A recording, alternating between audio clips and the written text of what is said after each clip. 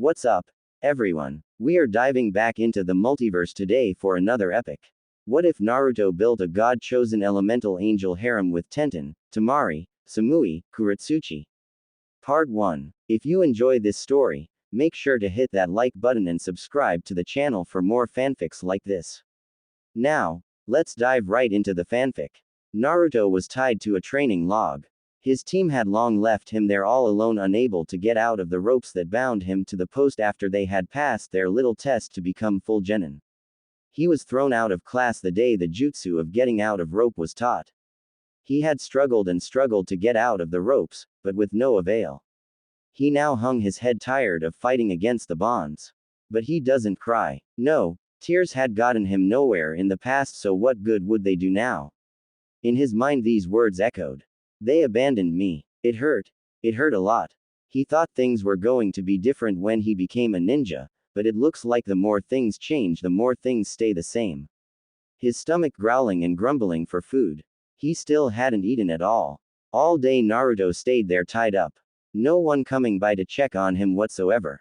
So Naruto stayed there tied up alone with only his thoughts as they grew darker and more depressing as he felt all of his will to live leave him. What was the point when no one seemed to care about him?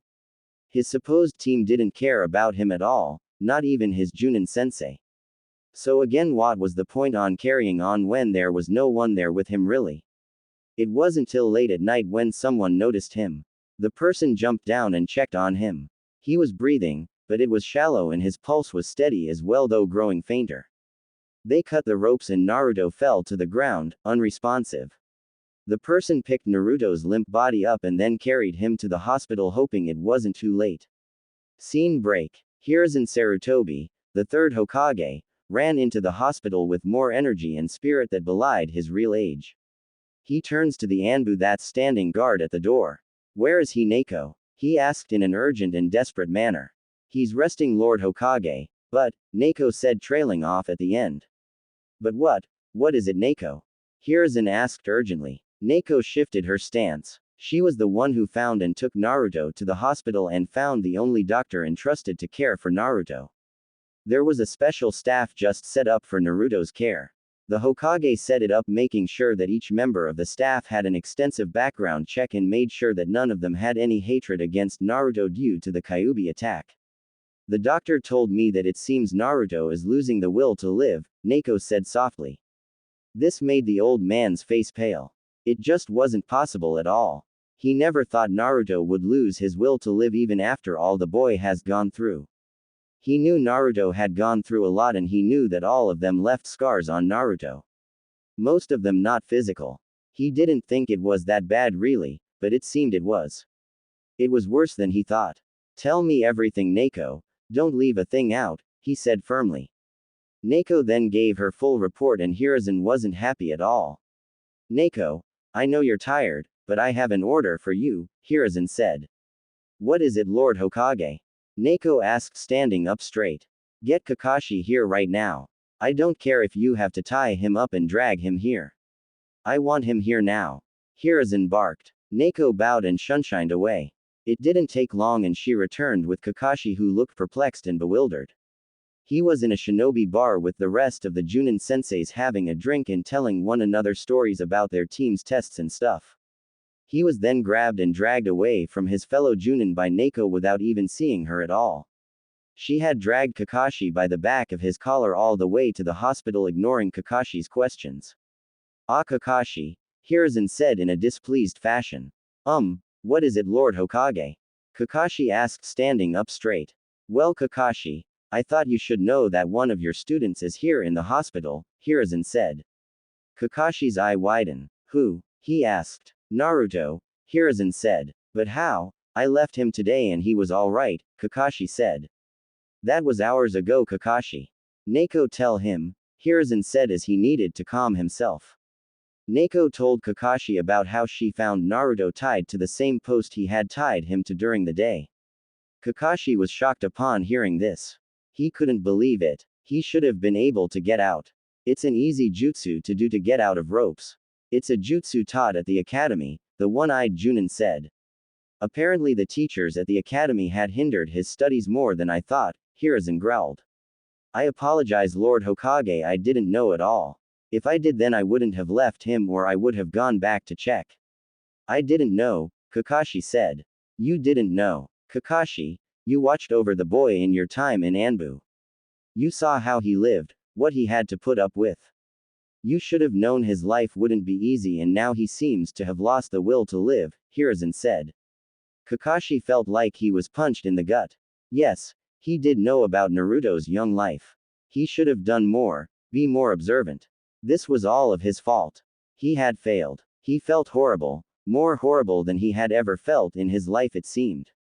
I am taking Naruto off your team, Kakashi, Hiruzen said.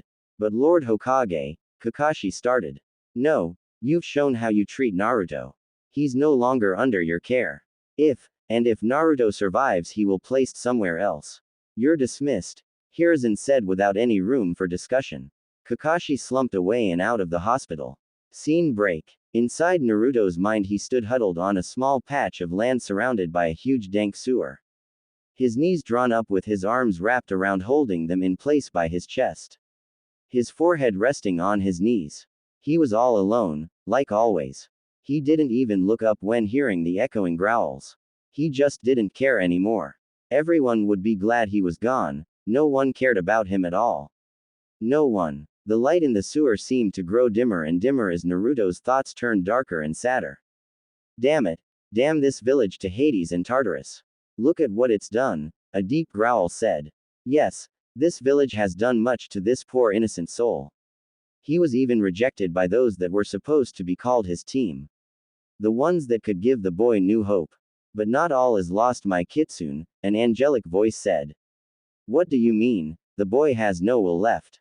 I can feel his life and mine slipping away, and I'm fighting for the both of us and I'm losing, the Kitsune said with frustration. Yes, but remember, even in the darkness there will always be thin beam of light yearning to break free, the angelic voice said. The kid has no light. He has none, the Kitsune said. He does, he has light, but it's just a small sliver. We need to find a way to make it grow, the angelic voice said. How? The Kitsune asked. I'll have to pull a few strings and mess with fate, the angelic voice sighed. And you're upset about that? You're God, for heaven's sake. You can mess with anything and anyone you like, the Kitsune said. Yes, but I'll be breaking my own laws that I've said not to interfere with the mortal realm, the angelic voice said. But this boy, you know he has a destiny that can't end now. He's far too damn important to be lost. You can say that this is an urgent need. None will argue with you on that. They all know how important the boy is, the Kitsune said. You're right, Kitsune. You're right. But I must make the right changes or everything will fall to darkness, which even young Naruto can't prevent, the angelic voice said. I will follow whatever you do, my lady, the Kitsune said. Then let's change things, Kitsune. Hopefully for the better, the angelic voice said. Scene break. In a certain part of Konoha as well as in other villages there was a glow from specific beds. All of them now had their lives, their fates changed forever. Scene break. Naruto was still huddled on his little island when he heard a voice. Hey, are you alright? Naruto didn't answer. He then felt a hand touch his shoulder, gently shaking him. He slowly moved his head up and saw a girl wearing PJs with assortment of weapons on them. She had long brown hair and brown eyes that showed genuine concern. Something that was new for Naruto to see in a person. He had never seen anyone direct great concern to him. Who are you? Naruto asked in a despondent monotone voice. My name is Tenten. What's your name and where are we? The girl asked as she looked around her dark surroundings. I'm not sure where we are, but my name is Naruto, Naruto said despondently, not even caring to look around. This isn't a cool place. Tenten and Naruto turned and saw a blonde girl walking to them. She was wearing PJs in the color of dark blue also, and they didn't help to hide her nicely endowed chest. She had shoulder-length blonde hair and ice-cold blue eyes.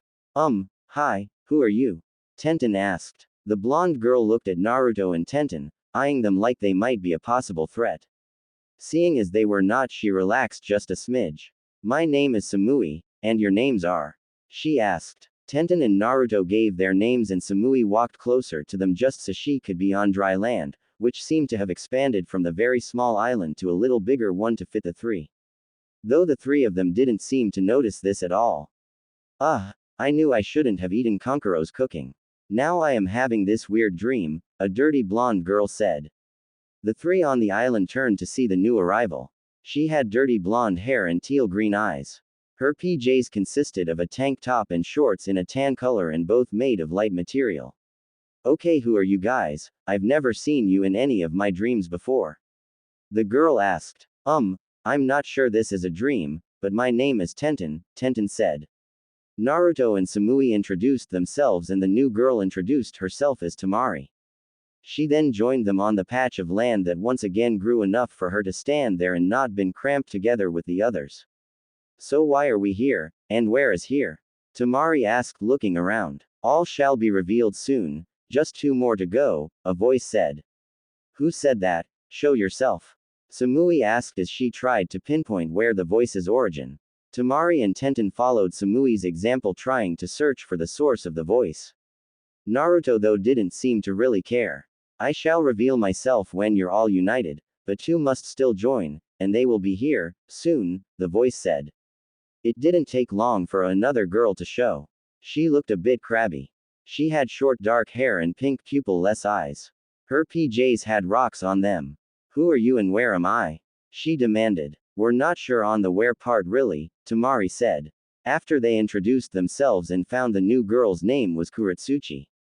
She joined them on the island and again the island grew larger to accommodate the new addition. Next the last girl joined them. She had long dark hair and blackish brown eyes. She asked the usual, where am I and who are you, questions then introductions were made. The girl, whose name is Haku, joined the others on the island. Once on the island it seemed the light in the area increased to reveal where they were. A sewer? How'd the heck we wind up in a sewer of all places? Kurotsuchi asked shocked and a bit appalled. That's it. I'm not eating any more of Konkuro's cooking no matter what he says, Temari groaned. This isn't a real sewer, but a mindscape my children. It's a physical projection of a mind, the voice said. Okay. Who are you? The last 2 are here so show yourself, Samui asked as she once again tried to pinpoint the voice. Samui wasn't the only one to try to find the origin of the voice. Kurotsuchi scanned the dank space as did Haku, Temari and Tenten. They all were facing outwards keeping their backs as close as they could to one another. Naruto was the only one not being vigilant. Soon a bright light flashed upon them and they had to shield their eyes. Once the light faded they saw what they could only describe the most beautiful woman they'd had ever seen. She had gorgeous golden-colored hair done in ringlets. Her body was perfectly proportioned, which made all the girls a bit envious. She had deep blue eyes that were like 2 flawless sapphires that twinkle like they were under display lights. Hello my children, she said with a smile. Who are you? Naruto asked staring at the woman with awe. Ah, Naruto, my child. You are a very special boy, the woman said smiling at Naruto. How do you know my name? Naruto asked fearfully. I know many things. I know all of your names and what's been going on in your lives so far, the woman said. That's all good, but you haven't told us your name, Kurotsuchi said crossing her arms. No, I haven't, the woman said chuckling. My name, well, I wasn't really given a name and actual name like you were, but you all know me as God. This stunned the group. They were talking to God. This had to be some sort of trick, an illusion. Yeah, it had to be some creatively complex genjutsu of some kind. That or the weirdest dream any of them ever had. A few tried to dispel the genjutsu with no success. This kind of amused the great deity as she watched the girls try to dispel her. I assure you you're not dreaming or under any genjutsu whatsoever. But your lives have all been altered from the courses that I've had set for each of you, God said. What do you mean? Samui asked. I've changed the course of your lives for a simple purpose. For Naruto's benefit, God said. This had all then girls turned to Naruto for answers. Naruto cowered and returned to his huddled ball. Don't hate the boy for this. He's had more than enough share of hate in his young life, God said reprimanding the girls. The great deity then began to explain to them all about Naruto's harsh life so far. She projected movies of Naruto's memories as visual aids like a film on a projector. Naruto felt ashamed and wanted it all to stop. He didn't want to remember all those bad memories. He didn't want anyone to see what he had been through since it was private. They were his burden and no one else's. The beatings, the dirty looks, the way he went for a days going hungry and had to scrounge around in the trash for something to eat. All of it was on display. Meanwhile, the girls just watched with tears in their eyes at how people could treat Naruto like that. She then told them about what had been sealed within Naruto. You're going to get trouble. The old man made it a law against telling anyone, Naruto said. God laughed and her laughter was like beautiful music. I don't think the Hokage has the power to punish me, young one, she said with great mirth. Oh, yeah, is there a name I can call you? It feels weird calling you God, Naruto said, rubbing the back of his head. The girls looked at Naruto with scandalized expressions. Naruto, do you know who you're talking to? Tenten hissed. I'm sorry, but it just feels weird, Naruto mumbled. It is all right, Tenten. I can see the oddity of just being called God all the time. You can all call me Sophia, the immortal being said. Okay, so Sophia. Why are we here exactly? You showed us Naruto's memories, but haven't told us the actual full reason. Kurotsuchi asked. Ah yes, for that I need to show one more memory, then I'll explain, Sophia said. The memory shown was the day of the Genin test. The girls watched the test with interest and shook their heads at Naruto's brash attitude and knew they would need to change that. It then hit them as to why it would be them to change Naruto, but putting that issue aside as they then watched Naruto get left behind by his team after the test. I can't believe they did that. Especially the Junin sensei, after going on all about teamwork and his code of, those who disobey rules are trash, but those who abandon their comrade are lower than trash. He's a hypocrite, Tenten raged. Yes, that was totally not cool, Samui said in agreement. I thought Konoha Nin were supposed to be all big on teamwork and crap. That just shows they don't listen to their own stuff, Kurotsuchi said. His team is no better. He's got a damn fangirl and that boy. I don't know, but there's something about him that rubs me the wrong way. I just don't like him, Temari said. Both aren't worthy of being Genin. The girl is going to get killed on her first mission out of the village, and the boy. There's something dark about the boy I can't really place, Haku said. Naruto jumped up to defend Sakura.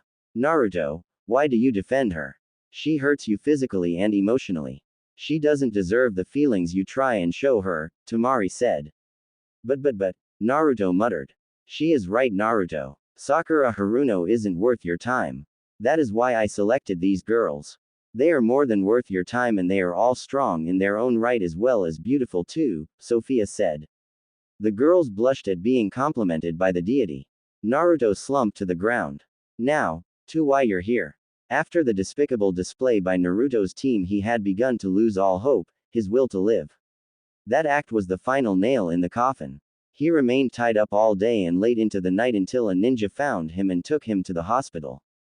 Naruto was on the verge of falling to utter darkness and death till I decided to intervene along with a friend of mine, Sophia said. A huge cage appeared that made the girls wonder why they hadn't seen it before. In the cage was a man. He had long red hair tied in a simple ponytail, wearing a kimono with dancing foxes on it. Behind him was 9 lovely tails swaying back and forth. Hey, who are you? Naruto asked loudly. This got him bonked on the head by both Tenten and Temari, though their hits weren't even a fourth as hard as Sakura would hit him. Ow, that hurt, Naruto whined. You don't need to shout, Naruto, Temari chided gently. Tenten just nodded in agreement with the dirty blonde. Fine, but who's the guy? Naruto asked in a more quieter voice as he rubbed his bruised head.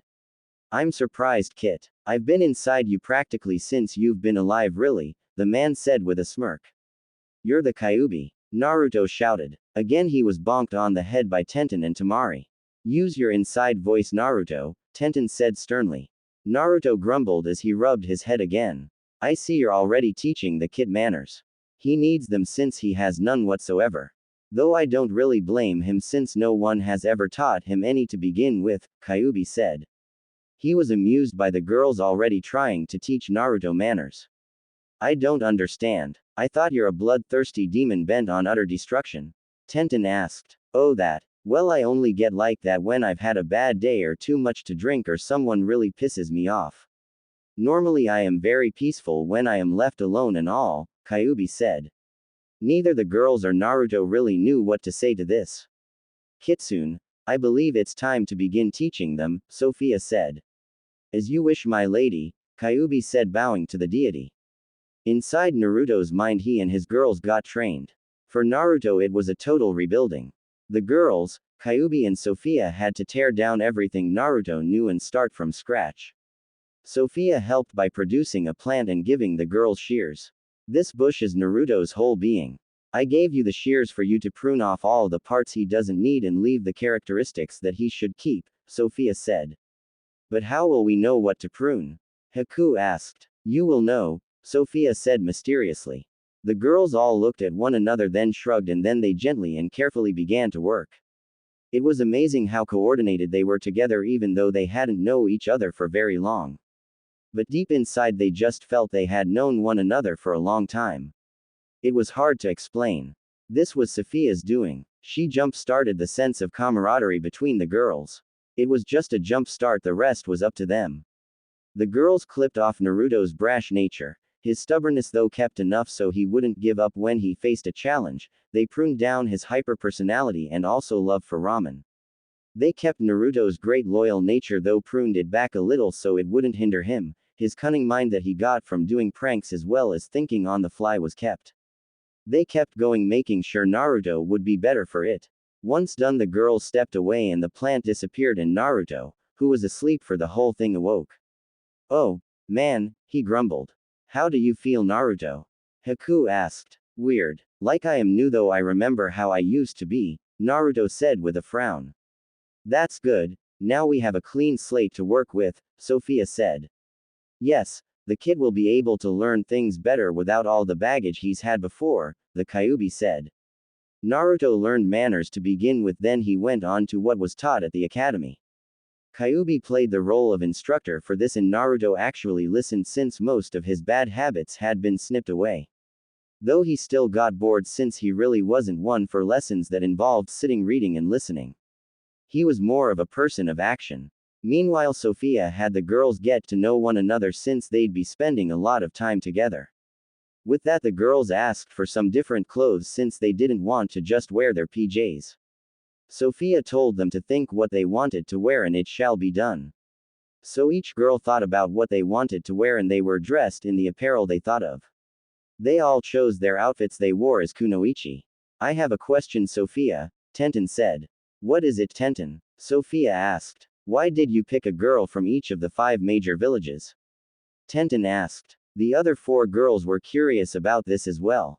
I wanted Naruto to have a piece of each of the villages, and when I looked through each village looking for possible candidates, I found you 5 were the best in my opinion, Sophia said. But though I am from Kiri, I'm not a shinobi. I am running with Zabuza and he's a missing nin, Haku said. Your heart is pure, Haku. That's why I chose you. That's why I chose all of you. You all have pure hearts and souls. Even though a few of you have taken lives for your duty, you never taken an innocent one that would darken your soul, Sophia said.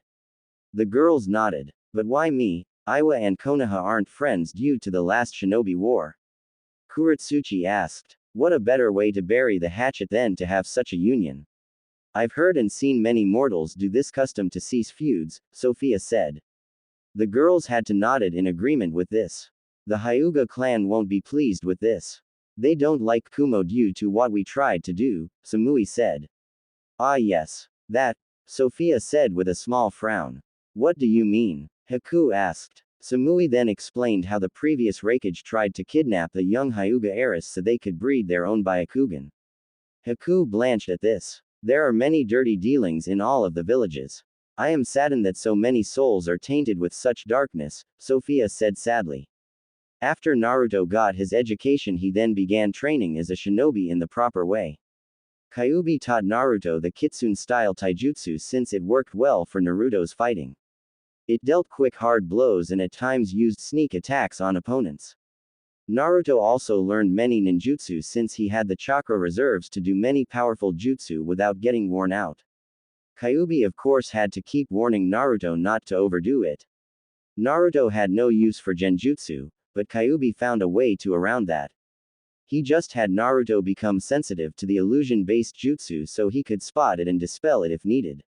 What also happened was a part of Naruto's brain was awakened. The part where he was talented in Fuinjutsu. Now Kyuubi knew this was gift that Naruto had inherited from both of his parents. So Naruto got to work learning all the Fuinjutsu he could. Sophia provide the scrolls on the topic and Naruto became quite skilled in it. He could now rival a seal master. During that time the girls were included into the training. They worked with the skills they had and expanded. Kyuubi provided an excellent source since he had been around so long he could help each girl out. Sophia also sought to expand all the girls' chakra reserves since she knew they'd need to be stronger. The girls wanted to not only get stronger for themselves, but to get stronger so they could help Naruto and each other. They didn't want to be helpless. They all cared for the blonde very much after spending so much time with him. They just couldn't help not to. And with that the girls opened up to Naruto more and more. Sophia saw this all and smiled since she knew the future was looking brighter and brighter for them all. She just hoped it was enough though. She may be the one true god, but there are wrinkles in the future that even she could never foresee. So she and the Kyuubi prepared them as much as they could. Temari had perfected her wind jutsu. It helped that Sophia topped up Temari's affinity to wind so Temari could do it using very little of her chakra it seemed. She used her big fan and two smaller fans that were for close combat. With that Temari got drilled in taijutsu, which wasn't one of her strong suits. She was taught a taijutsu style she could use in conjunction with her wind chakra. She released a bit of wind chakra with every strike to deal more damage to her opponent. Temari didn't care for genjutsu and was taught how to dispel it. Her taijutsu style she called Gale Force style. Haku's Hyoten bloodline was increased to the max by Sophia and she learned all of her family's jutsu from Kyuubi who knew many ice jutsus some that even the Yuki family didn't even know. She was also taught wind and water jutsus too. She also learned more medical jutsu by Sophia since Kyuubi wasn't one to really know that stuff. He healed himself so didn't need to know any healing jutsu. Haku also learned taijutsu, which was one of her weak points. Kyuubi found a style that would work for her. It was called the Shiva's Wrath style. Kyuubi picked it up somewhere though he wasn't sure where, but it worked for Haku. Haku's use of Senbon needles were amazing and she had great accuracy. This of course led to contest of skill with projectiles against Tenten. The matches always came out a draw. Tenten's accuracy was now amazing. She could hit a target with her eyes closed. She got a lot better with the rest of her mighty arsenal of weapons too. It helped that Kyuubi knew how to use each one and instructed her how to use each weapon to its full potential. Sophia made sure that Tenten branched out though. She told Tenten that it wouldn't do her any good to just be good in one thing and that all ninja shinobi and kunoichi were at least somewhat skilled in several areas. So Tenten worked on getting her taijutsu up to par as well as ninjutsu too. Genjutsu was difficult for her since she didn't care for it much. As for her ninjutsu she learned she had a water affinity and was taught by Haku and Kurotsuchi as well as Kyuubi. She also got more help in her fuinjutsu since she just knew how to do storage scrolls. Samui's skill with her tanto was excellent as well as her lightning jutsu. She used them both effectively. Kyuubi and Sophia helped Samui in her training with Kyuubi giving her scrolls to work from so she could use her tanto more efficiently than before. Sophia used her vast knowledge to give Samui lightning jutsu as well as up Samui's lightning affinity to the max. Kyuubi didn't know many lightning jutsu since he preferred his fire-based ones more. Samui though needed work on her taijutsu since it was average. She wanted to get better with it since she knew that was an area where she lacked. She had little bit of genjutsu, but not a whole lot. She only used it to distract her opponent really. Kurotsuchi had some work cut out for her when they found out she had 3 nature affinities. Water, fire and earth, which Sophia upped to the max. Sophia helped Kurotsuchi to combine them into lava release, a rare type to have. Kyuubi got to work in helping Kurotsuchi in her taijutsu and she excelled in that along with her ninjutsu training. Another thing they had to work on was her attitude since she could get overly cocky and to not look down on certain shinobi because of their jobs.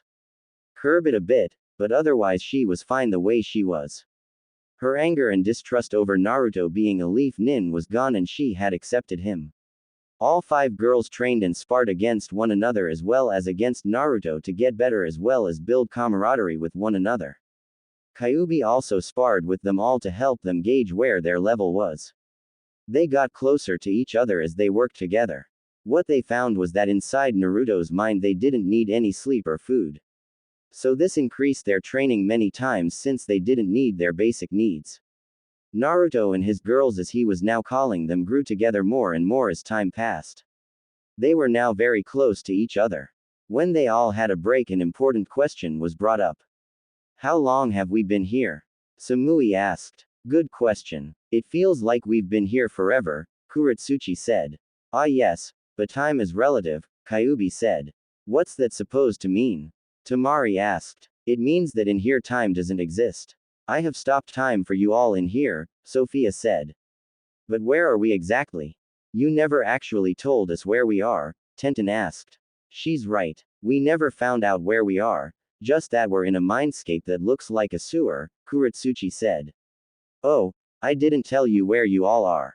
I thought I did, Sophia said as the immortal being scratched her head.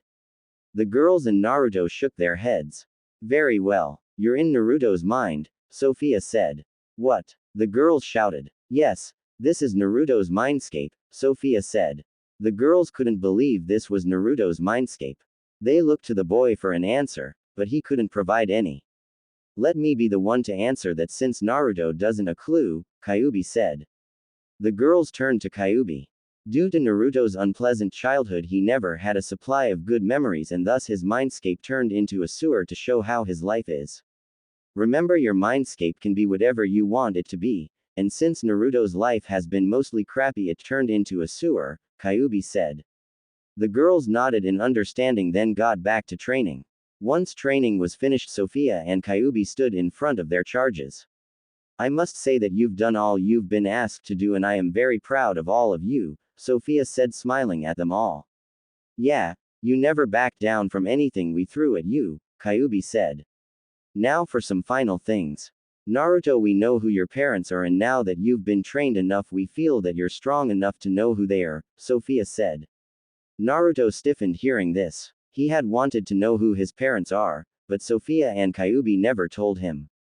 Telling him he wasn't ready yet. But it seemed like he was. He felt his girls gather around him, to support and comfort him. Your father was the guy who sealed me within you.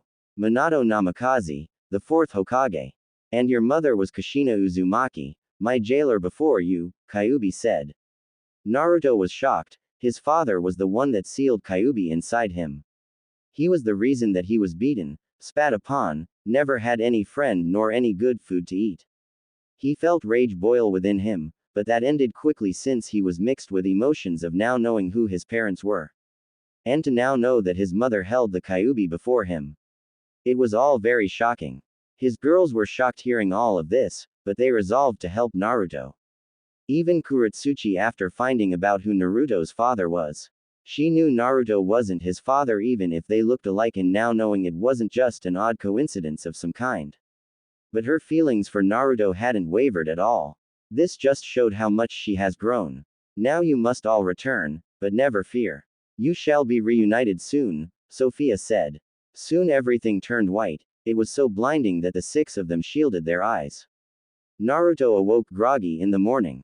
The first thing he noticed was all the training he had done within his mind had made it to his physical body. He was surprised by this, then he saw a note on the top of his blankets. He took it and opened it. Naruto, you are already awake by now. As you can see, your body has grown with the training you did in your mind. Think of it as a little gift from me so you don't have to work back up to the level you were at in your mind. Both you and your girls received the same gift. Don't worry about seeing them since you will be, soon. Sophia. Naruto blinked at the letter, then as soon as he finished reading it the paper dissolved into nothing. This made him sigh and wonder what he was going to do next. Soon the doctor came in to do his morning checks and was shocked to see Naruto awake, but smiled. Hello Naruto, glad to see you're up, he said, not even acting startled about Naruto's new appearance. Hey doc, when can I get out of here? Naruto asked. The doctor chuckled. He knew how much Naruto hated being in the hospital. I just have to do some checks and then I'll have Miko give you some breakfast, then you should be ready to be discharged, the doctor said. Great. I can't wait to see Miko, Naruto said with a smile. The doctor did his checks and was surprised at the results he was getting. He did them 3 times and got the same results. He needed a better medical opinion. He thanked Naruto and left. Soon after, Miko came in along with the Anbu Neko. Naruto greeted Neko and Miko happily since he remembered them both.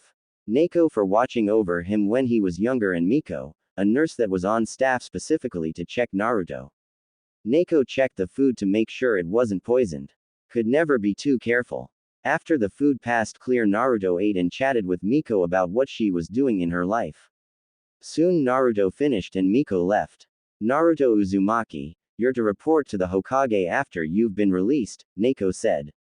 Right. I'll go see the old man, Naruto said, getting up. Neko nodded and left. Naruto got changed in his orange jumpsuit, vowing to get new clothes as soon as he could. While in his head his girls drilled into him that wearing orange wasn't very ninja-like. Hey old man, Naruto greeted. Hiruzen looked up and smiled, then he noticed the changes to Naruto's appearance. Naruto was a bit taller than he was. Now he was on equal footing with the rest of his former classmates in height. Plus there was this aura around the blonde that Hiruzen couldn't exactly place. The Naruto in front of him was still the Naruto he knew, but he felt that he was different somehow. Like he went through a rebirth of some kind. Also the fact that Naruto looked just like his father now, with bits of his mother peeking through too. Hello Naruto, I'm glad you're feeling alright, Hiruzen said, smiling. Yeah, so when can I get back to my team and start missions? Naruto asked. Ah yes, about that. I've decided to remove you from your team, Hiruzen said. Naruto was shocked. What? But what am I going to do? He asked. I did this with good reason, Naruto. Your Junin-sensei is responsible for you and your teammates, and that means everything. What Kakashi did was inexcusable. He left you tied to that post without even a second thought at all, Hiruzen said firmly. But what am I going to do? I need a team, Naruto asked, frowning. Lord Hokage, if I may. Neko asked. Go ahead Neko, Hiruzen said. Neko appeared and stood at attention. I wish to be Naruto's instructor. I know he has much potential and wish to help him reach it, Neko said. You do realize that if you do this, Neko, you'll be retired from Anbu, right? Hiruzen asked. I do, sir. I've been mulling over retiring from Anbu anyway, and this is a perfect chance, if you allow it, sir, Neko said. Very well. Remove your mask and introduce yourself to your new student, Hiruzen said. Neko nodded and removed her mask. Naruto stared at the beautiful woman in front of him. She had brown eyes with purple hair. She smiled at Naruto. My name is Yugao Azuki, your new Junin instructor, Yugao said. Name is Naruto Uzumaki, Naruto said, grinning. Naruto, you may leave while I discuss with Yugao your training, Hiruzen said. Naruto nodded and left. Lord Hokage, Yugao asked. Yugao, you're taking on a big responsibility. I am very proud of you, though I'll miss you as an Anbu. Please do whatever you need to do to not only keep Naruto safe, but train him to be the best shinobi he can be, Hiruzen said. I will, Lord Hokage, Yugao said, bowing. Before she could leave, a scroll appeared on Hiruzen's desk and he picked it up and opened it, read it. It seems that Naruto has had some training already, and this means some changes will have to be made, he said. What do you mean, sir? Yugao asked, confused. Hiruzen motioned Yugao over to read the scroll. She was surprised to what she was reading. This will change a great many things. Naruto walked around the village feeling pretty good. He wanted to head to the nearest training ground to try out his new skills he now has. It was cool doing them in his mind, but to now actually have a chance to use them awake meant they were truly real. Like the old saying goes, seeing is believing. But before he could even go to a training ground, he walked into his old team. What are you doing here, loser? Sasuke asked coldly. Nice to see you too, Naruto said coolly. Naruto, idiot, watch where you're walking, you nearly bumped in Sasuke. Sakura screamed. Huh? You say something? Naruto asked in Kakashi-esque style. This made Sakura angry and she went to punch Naruto, but her fist was stopped by Kakashi. Now Sakura, You can't harm a fellow Konoha shinobi outside of a sparring match unless you want to face punishment, Kakashi said gently, but sternly.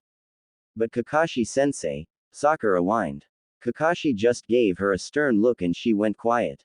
Hey Kakashi, Naruto greeted neutrally. Hello Naruto, how are you? Kakashi asked, though he was still hurt that Naruto was no longer on his team. He knew he'd have to make it up to Naruto somehow, some way. Doing good. I just came back from the old man's office and got a new sensei, Naruto said. I see, so who is it?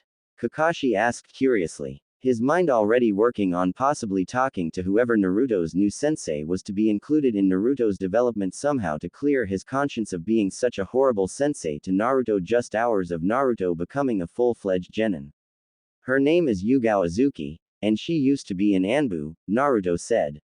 Kakashi nodded. He knew her well enough and knew she would do a better job than he had done. As much as it pained him to say. But pushing that aside, me made a mental note to talk to Yugao sometime in hopes she'd let him help teach Naruto sometime in the future.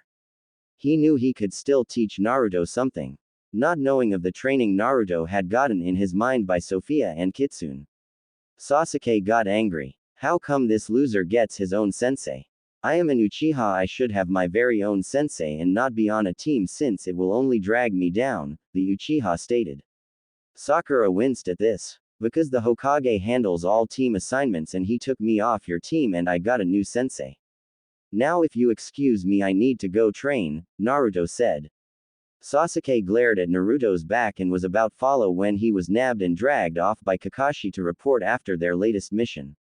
Naruto got to a training ground and smiled. Now time to try out my new skills, he said. Yes, I'd like to see what my new student knows, Yugao said as she appeared from out of nowhere it seemed. Hey Yugao-sensei, Naruto greeted. Hello Naruto, now let's see what you can do, Yugao said. Naruto nodded. Yugao watched and was amazed at what Naruto was doing. Naruto was really good in his Kitsune Taijutsu style. Yugao tested Naruto in all areas before they stopped to rest. She found that Naruto was very skilled and even better than what was written. She had her doubts when she read the scroll, but testing Naruto had diminished those doubts all away. Now she couldn't wait to teach Naruto and maybe learn a few things as well too. She knew that she could expand on Naruto's skill more. The entire training ground was a wreck by the end of the assessment. You are very well trained Naruto. Sophia and that Kitsune person did a good job, Yugao said. How do you know that? Naruto asked worriedly. Don't worry Naruto. The Hokage received a scroll detailing what has happened to you. He labeled it an SS rank secret like your tenant. Only you, me and the Hokage knows, Yugao said. Naruto relaxed and nodded. Now, I know this is late, but we should introduce ourselves and stuff like you did with your last team, Yugao said. Naruto nodded. I'll go first. My name is Yugao Azuki. My likes are swords, learning kenjutsu and my boyfriend Hayate. My dislikes are perverts and people who look down on kunoichis. My hobbies include moon watching and learning new kenjutsu styles. My dreams are to be a kenjutsu master and open my own dojo, Yugao said. My name is Naruto Uzumaki. My likes are ramen, learning new things and my precious people. My dislikes are how long it takes for ramen to cook, perverts and those who can't tell a differences between a scroll and what's sealed inside it. My hobbies are pranking and working on new seals.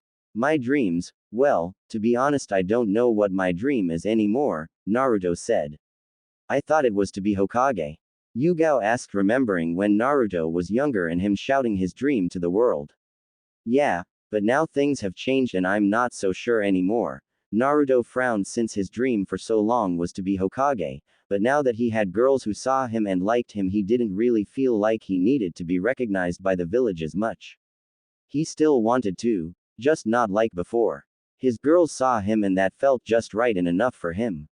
It's alright Naruto. I'll help you find a new dream, Yugao said. Thanks Yugao-sensei, Naruto said with a smile.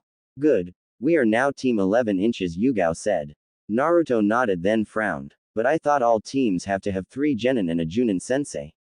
He asked. Yes, usually, but the Hokage after reading the scroll decided to make a changes in your case. He feels that if you have teammates then that would lead to questions that neither he nor you could really answer or want to, Yugao said. Naruto nodded. Now, I believe you need some clothes befitting a shinobi, Yugao said. Naruto nodded and looked down since his old orange jumpsuit had been put through the wringer during his training. The orange jacket was ripped up that he had to take it off with the orange pants just a few notches down from that. Not to mention his girls drilled into him that he shouldn't wear so much orange since it was likely to get you spotted on a mission and killed. He still liked orange, but knew to tone it down a lot. He followed Yugao into town.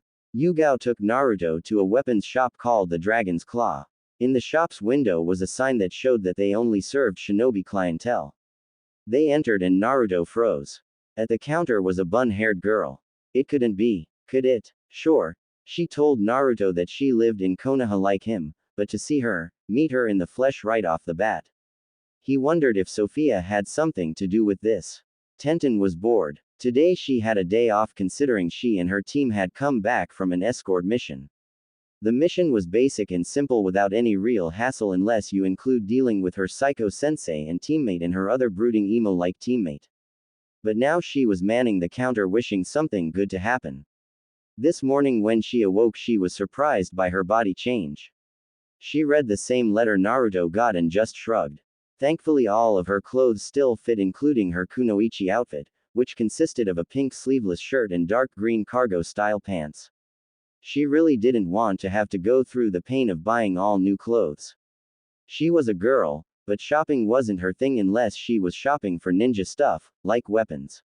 Hello Tenten, minding the store today? Yugao asked with a smile. Hi Yugao, yeah, I still think Dad does this because he's too lazy to do it himself, Tenten said looking up at Yugao, who was a regular customer. Her eyes turned and then widened when she saw Naruto. Yugao noticed this and hoped there wouldn't be a problem. Tenten got up and walked to Naruto then, well, she glomped him. She glomped the life out of him. Naruto was wheezing for breath. His face turning from his usual flesh color to red then to blue as the lack of air was building up. He was tapping Tenten's arm hoping she would get the message. Finally Tenten released Naruto and smiled wide. It's so great to see you Naruto in the flesh, Tenten said. Yeah, but you could have greeted me a little softer, Naruto said gasping for air as his face slowly turned back to his normal coloring. Hey, sorry, Tenten said as she rubbed the back of her head. You two know one another? Yugao asked eyeing the two genin. Tenten wasn't sure what to say, but Naruto jumped on it. It's okay Tenten, she kind of knows about Sophia, he said. Tenten just nodded and the two told Yugao how they knew each other though an abridged version. This flew the former Anbu for a loop. Sure, she knew that Naruto had 5 girls, but the scroll never told her or the Hokage who they were, just that there were 5 of them and each of them were from one of the 5 hidden villages. She didn't know who the girls were at all. All she and the Hokage got was, aside from knowing 5 girls were to be with Naruto, was all the training he had gotten. But that was all. Okay. That's good to know, Yugao said. So why are you here anyway Naruto? Tenten asked. Oh right, I need some new clothes, Naruto said. Alright, come with me and I'll help you out, Tenten said. About 45 minutes later Naruto was dressed in his new shinobi outfit. He wasn't sure why it took this long of a time to get his clothes. I mean, it should have just taken like 5-10 minutes tops. But no, Tenten seemed adamant in helping him by having him try on several articles of clothes, mixing and matching them. She'd mutter and then frown and go back to get more for Naruto to try on. Naruto felt like a doll and Tenten was playing dress up with him. But the end result was good. Naruto was dressed in black cargo pants that had a stripe of rust orange running up both legs with several pockets for storing things. He had a weapon pouch on each leg that not only held kunai and shuriken, but also senbon too. He had on black combat-style boots that had seals on them to keep them quiet. They were also a lot more durable than most shinobi sandals.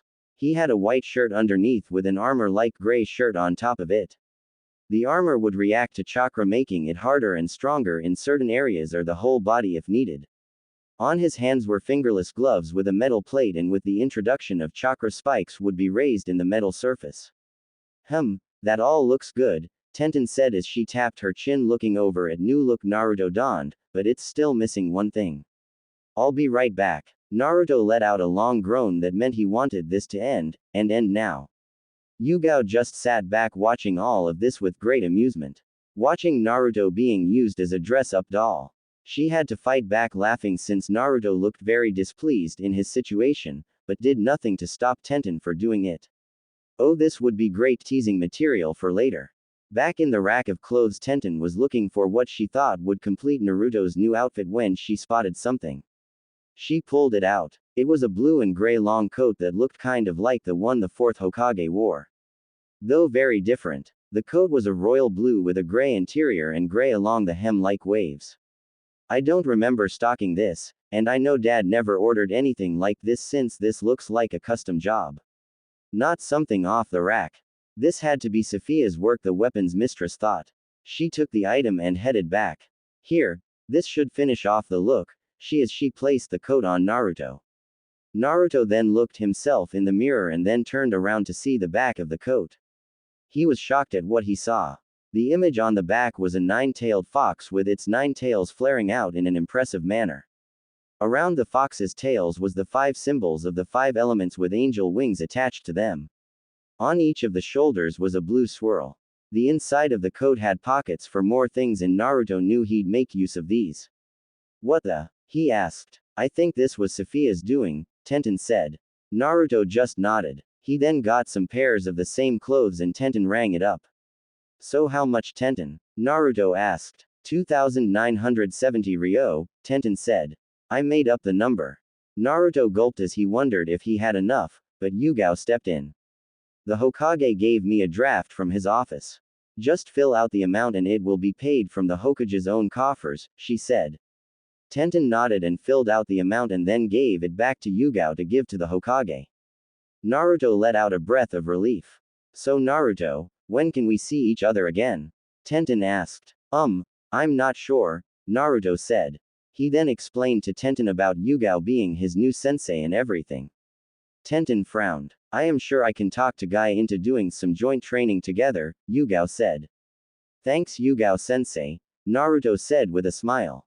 Yeah, thank you Yugao, Tenten said smiling too. No problem Naruto, Tenten, Yugao said smiling right back at the two. Days later, Naruto and Yugao trained together with Yugao working hard with Naruto. Sure, Naruto had got his training in his mind and he was a very well skilled in many things outside because of it, but Yugao provided more help to Naruto.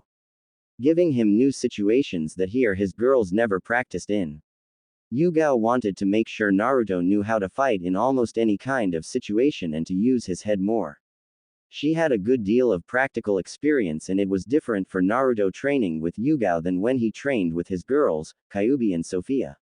Plus the fact Yugao was a different kind of teacher and that meant the same thing he might have learned from Kitsune wouldn't be the same when Yugao taught him. So it not only reinforced what Naruto knew, but it was different in a way too. You're getting better at reading the terrain and thinking quickly in a bind Naruto, Yugao commented. Thank you sensei, Naruto said as he dodged a slash from Yugao's katana. Yosh! What amazing flames of youth! This stopped the two's training and Naruto saw what he would consider one of the strangest sights ever. Before them was a tall man wearing green spandex and orange leg warmers. He wore a Junin flak jacket that was left open and his hitai with a red cloth tied around his waist. He had black hair styled in a bowl cut and the biggest, bushiest eyebrows he had ever seen. Sensei, are those real? Naruto asked quietly so only Yugao could hear him. They are and there isn't just one, Yugao said answering in the same method as Naruto. What do you mean? Naruto was cut off as he saw what could only be a mini-me that stood by the original though minus the flak jacket and the cloth of the headband wasn't red, but the common blue.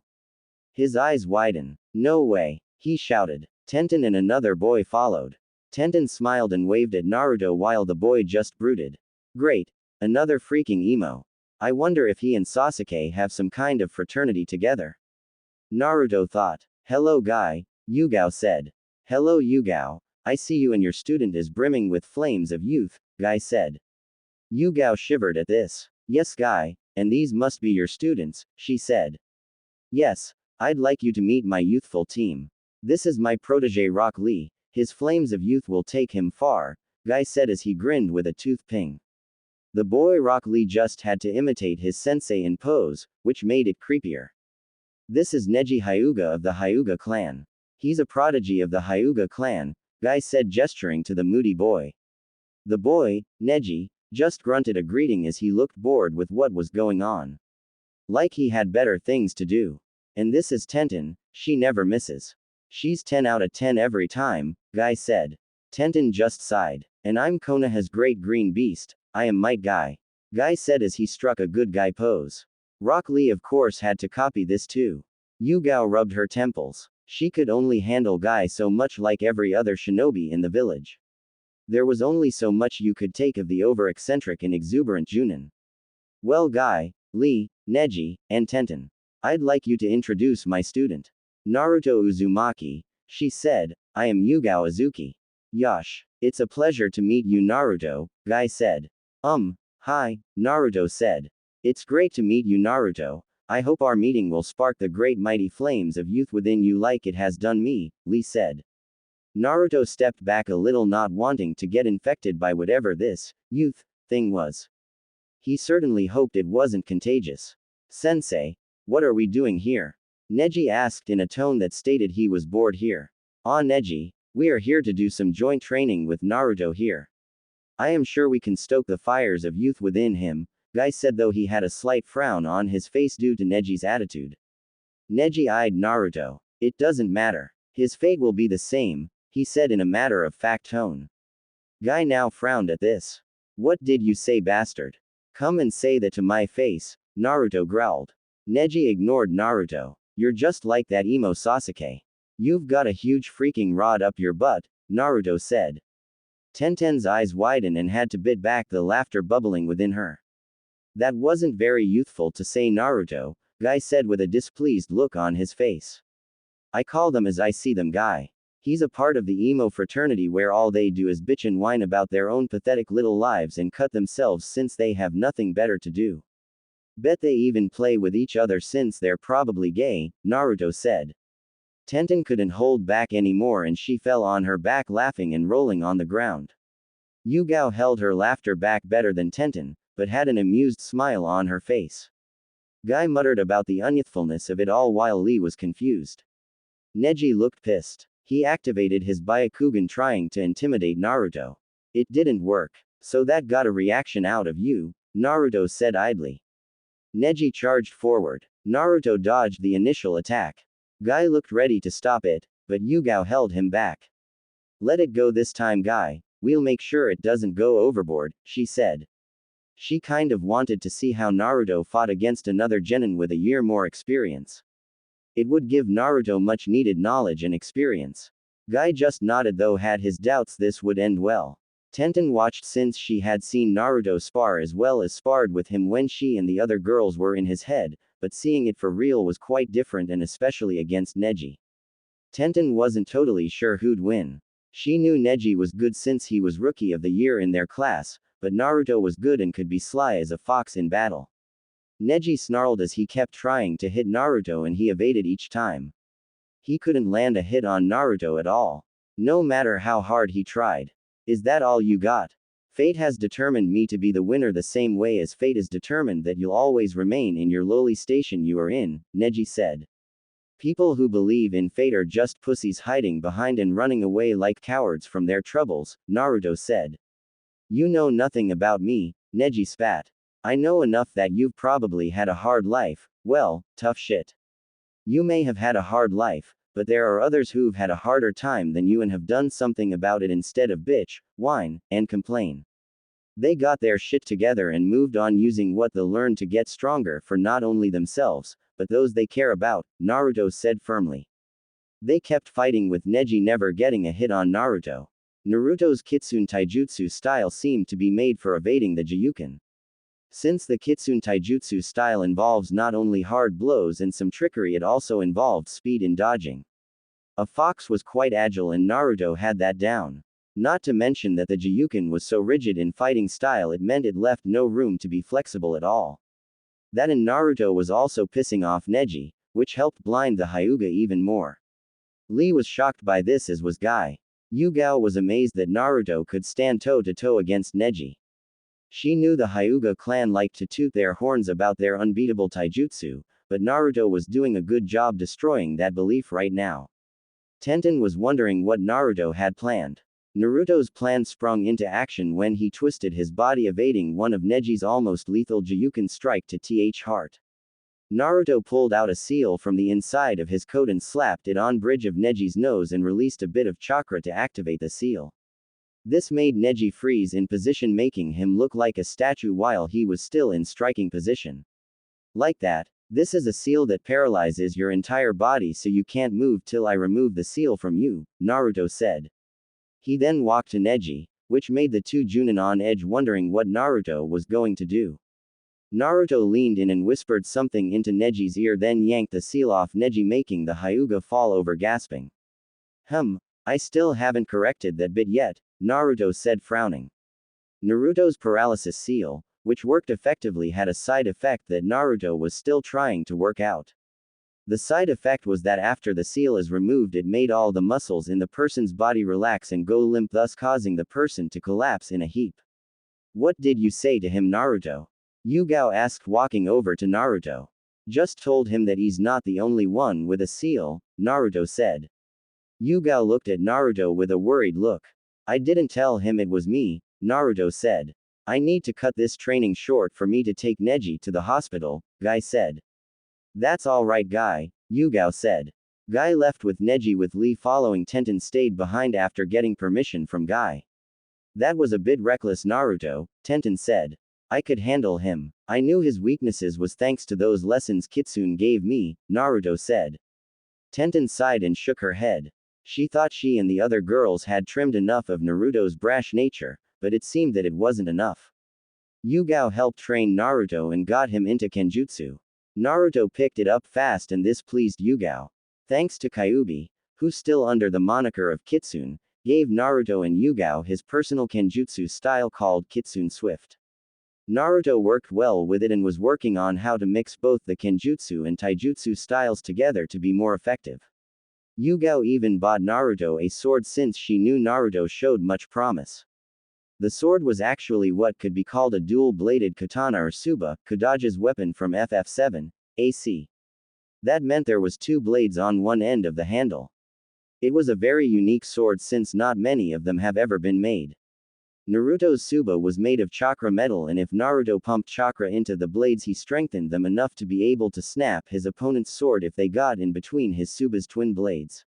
The dual blades could also use his element affinity when he learned it. It also had another special feature with a seal put on the sword. If Naruto put chakra into the seal, he could fuse the two blade into one for a few moments. The seal had a timer on it, and it would run out and the two blades would separate back to normal. Naruto usually used it in a reverse grip fashion since it felt more comfortable for him, but could easily switch to a main grip and back again. Naruto named it Twin Fox Fang. Yugao had learned Kitsune Swift style, though she wasn't as good as Naruto with it. She wanted to learn it since it never hurt to learn a new style, as well as she had to learn it to teach Naruto. Yugao had deemed Naruto to be not just a frontline fighter, but also good at stealth and assassinations. She told the Hokage this in her reports, and he agreed. Hiruzen was proud how Naruto was growing and becoming the shinobi his parents would be proud of. The boy had amazing skill in stealth given all the pranks he's done and was never caught while he set them up. I mean, no one could sneak into the Hyuga compound and steal all their underwear and then hang it all over the village or put itching powder in all their clothing. And let's not forget when he put colored dye in all the Hyuga's shampoo. The entire clan had a rainbow assortment of colors. It took 3 weeks for the colors to be gone for good. Of course, Hinata was the only one not a victim in the Hyuga target pranks. Then there's the time he drew on all the masks of all the Anbu too. No one knew how Naruto had done this and not get caught in the process. And last, him painting the Hokage monument in broad daylight without anyone noticing till he was done, and those were just a couple of Naruto's pranking highlights. Yugao had Naruto use the Kage Bushin to do D-rank missions so they could work on training. They got the record of most D-rank missions done in a day and hold the record for most D-rank missions completed for a rookie genin. Yugao and Naruto were in the middle of training when the Hokage via Anbu called them in. They arrived with Team 9 already in the office. After Naruto's little fight with Neji, the two sat down and Neji's outlook had been changed. He was still the same somewhat, but he wasn't going about fate and was even encouraging Lee in training. Though not as enthusiastically as Guy. Neji has been trying to make amends with his cousin Hinata and the main branch, especially after his uncle gave him a letter that his father wrote. He was still a work in progress, but had made great strides in a short period of time. "We're here, Lord Hokage. What's the emergency?" Yugao asked. "Ah yes. Team 11, you are here to go with Team 9 to Wave. I got a message from Kakashi stating that their mission, which was AC rank, has turned to an A rank after encounter Zabuza Momochi. They are in need of backup," Hiruzen said. "Don't you think 2 teams is a bit overkill, sir?" Yugao asked as she looked at Team 9. "Not really. You, Team 11, have a separate mission. Team 9, you are to go to Wave and assist Team 7 in any way possible," Hiruzen said. "Yes, Lord Hokage. Our brilliant flames of youth shall not fail you. We will go and help my eternal rival and his team and show off our dazzling flames of youth to our enemies." Guy proclaimed, then struck the good guy pose complete with tooth ping. He then dashed off shouting about youth at the top of his lungs, leaving a huge trail of dust in his path. Neji and Tenten sighed as they hung their heads in utter and total embarrassment. While Lee copied Guy in pose and tooth ping. Then he dashed off after his sensei, leaving his own trail of dust and his own overly loud proclamations of the greatness of the springtime of youth. Neji and Tenten followed out, heads down, still feeling so embarrassed even though they should be used to this by now. Hiruzen thankfully had learned how to block out Guy's shouting while still being able to listen to Guy. He then turned to Naruto and Yugao. "Yugao, this mission you and Naruto will have is an assassination. Do you think he's ready?" Hiruzen asked seriously. Yugao thought for a moment then nodded. Naruto stayed quiet the whole time since he knew this was his sensei's decision and he'd abide by it. "He is, sir," Yugao said firmly. This made Naruto's chest swell with pride in the confidence that Yugao had in him. "Excellent. Get packed and meet Team 9 at the gate," Hiruzen said, then dismissed them. Both Team 9 and 11 headed to Wave with great speed. They didn't have a civilian with them, so they were able to get to Wave in no time. They got to Tazuna's home thanks to some directions from a villager. When they got there, they were greeted by a woman named Tsunami, who was the daughter of the bridge builder. They found Team 7 in the living room. Kakashi on crutches along with Sakura and Sasuke with a new boy that had taken Naruto's place, his name Mocha. He's a civilian and became a genin, but was put on reserve due to being the odd one out of graduates. He joined Kakashi's team after Naruto was taken off. Sasuke and Mocha looked a bit beat up, with Sakura not looking too good either. "Kakashi-sensei, why are they here?" Sakura shouted. Everyone winced at the super loud shrill tone. "I called for backup, Sakura. We're in over our heads with Zabuza," Kakashi said. I'm an Uchiha. I don't need anyone's help," Sasuke said. Sakura got hearts in her eyes as she fawned over Sasuke and how cool he was. Mocha rolled his eyes as he sat back. "Please tell me I wasn't like that," Neji whispered to his teammates. "Not at all, Neji. You didn't have that kind of attitude," Tenten said. Neji sighed in relief. "You were just all emo about fate and crap," Tenten said happily. Neji dropped his head. "Cheer up, Neji. You are no longer like that. You've let your glorious flames of youth explode within you," Lee said. This didn't cheer Neji up at all, he just got more depressed. The 3 Junin decided they needed to talk about the situation. So they sat away from their students. "Okay, Kakashi, what's the situation?" Yugao asked. Kakashi then explained everything that happened after they left Konoha. "Being attacked by the demon brothers should have tipped you off that this wasn't a simple C-rank mission and you were in over your head, Kakashi," Yugao said sternly. "I know, but I left the decision of going on or turning back up to my team," Kakashi said. "Yes, and look at what happened," Yugao said with a frown and scolding look at her fellow Junin and her former Anbu captain.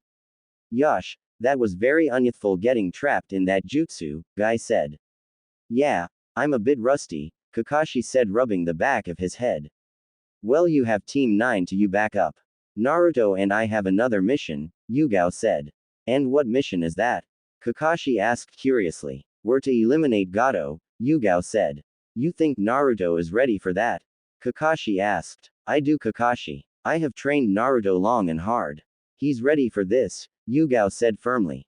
Kakashi wanted to say something, but he knew it wasn't his place at all to question a fellow Junin about their training methods or about the ability of their students. While the Junin were talking, the Genin were sitting off to the side. Mocha looked listless and bored. In the academy he tended to be by himself and never made any friends with the other kids. Sasuke sat there glaring and trying to size up Naruto as well as looking at the sword Naruto now carried on his back. His eyes scanned over Team 9, eyeing each one, wondering if they could be possible opponents. He looked over Tenten since she was a girl. But he saw possible strong opponent in Neji since he knew as a Hyuga Neji was strong though not as strong as him, and Uchiha of course. As for Lee, Sasuke wasn't sure what to think. Sakura was fawning over Sasuke and glaring at Naruto. She would then eye Tenten like the girl would move in on her man any second. Sakura wasn't about to let that happen and would fight for her man even though she was an utterly pathetic fighter. Neji was sitting patiently waiting for the Junins to finish. He heard all about Sasuke from Naruto, and after seeing glimpse of Sasuke in the village and up close now he agreed with Naruto. Sasuke was a moody little emo with the biggest, rustiest kunai shoved up his butt. Lee was barely containing himself from exploding in a rant about youth. That and he had professed his undying love for Sakura, which made the pink-haired girl hide behind Sasuke. Lee then began his, "I shall win your love," rant before Tenten shut him up with a knuckle sandwich. Tenten was getting her first real look at Naruto's former team. She looked at Sakura with disgust. She hated fangirls. They gave kunoichis like herself, who strived to be the best and show that they could be as good as men in the ninja profession, a bad name. She remembered hearing from Naruto how Sakura never trained a day in her life and couldn't wait to see how weak the girl was so she could beat the snot out of her. Then there was the Uchiha, he was strong. Tenten knew that for sure, but she agreed with Naruto that he had no other redeeming qualities at all. Mocha was the wild card since Tenten had no idea about the boy at all. Naruto was sitting back, the relaxed of them all really. He just wanted to get this done with so he could go and take care of his mission with Yugao. Would care to explain why you're glaring at Naruto? Tenten asked Sakura. Naruto idiot is trying to look cooler than Sasuke, Sakura said like she was stating a fact. Which he is so not, she added in a snobbish tone.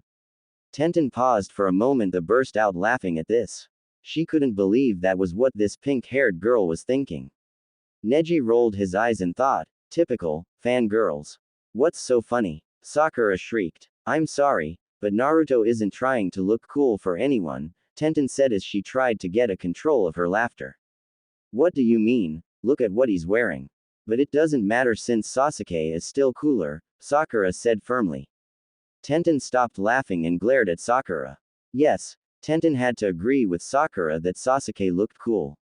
But that was all. Sure, he was strong and only member of his clan, but so was Naruto. And besides, Naruto in her opinion was so much cooler than Sasuke no matter what. Sasuke may look cool, Naruto is cool through and through. Not to mention Naruto actually had a personality unlike Sasuke who just had three setting really. Emo, super emo and really super emo. You're a fangirl, aren't you? Neji asked. Huh, Sakura said intelligently. I'll take that as a yes. You and your kind are always the first to die. You're a disgrace to all the hard-working and strong kunoichi that had come before you, Neji said. And as for the clothes Naruto is wearing, I helped pick them out since he and his sensei came to my shop. I wasn't trying to make him all cool, just something that wasn't all orange, Tenten said. The loser needs a girl to pick out his clothes, Sasuke snorted. Yeah, he can't even buy his own clothes, Sakura said backing up her beloved Sasuke. Tenten looked pissed, but Naruto stopped her. They're not worth it, he said. Tenten frowned, but sat back. Soon the Junin broke their meeting and came over. Okay, here's what's going to happen. Team 9 will be helping us watch over the Tazuna while I train my team up, Kakashi said. What about Naruto? Tenten asked. Naruto and I have our own business to take care of. Come Naruto, Yugao said. Naruto got up and said his goodbyes to Team 9 then left. Sasuke glared at Naruto's back. He didn't like that Naruto had his own assignment and he was stuck here. Naruto and Yugao made their way away from Tezuna's house and then stopped. Naruto uses many Kage Bushin and have them locate and scout Gato's hideout. Make sure they aren't seen at all, Yugao said. Naruto nodded and performed the jutsu and hundreds of clones appeared. All of you, look for Gato's hideout and when you find it scout around so we know the area. Then dispel so we'll have the information, Yugao commanded. Aye, the clone army said then left. Back with Team 7 and 9 they were working out a schedule. Sasuke was pissed that Naruto was out and doing something and he was stuck here. He got up and headed for the door. Sasuke, where are you going? Kakashi asked. I'm going to find out where the loser went, Sasuke said. He's none of our concern. We've got our mission and he has his, Kakashi said. Sasuke growled. He wasn't happy with what little progress he was making while he was sure Naruto was getting stronger each day. He'll have to go to the council when he got to get them to order Kakashi to train him so he could kill his brother. Alright, let's head out to train team, Kakashi said with an eye smile. A few days later Naruto and Yugao were at Gato's headquarters. Thanks to Naruto's Kage Bushin they found it and after they got there Yugao had Naruto use his clones to map the entire place inside and out.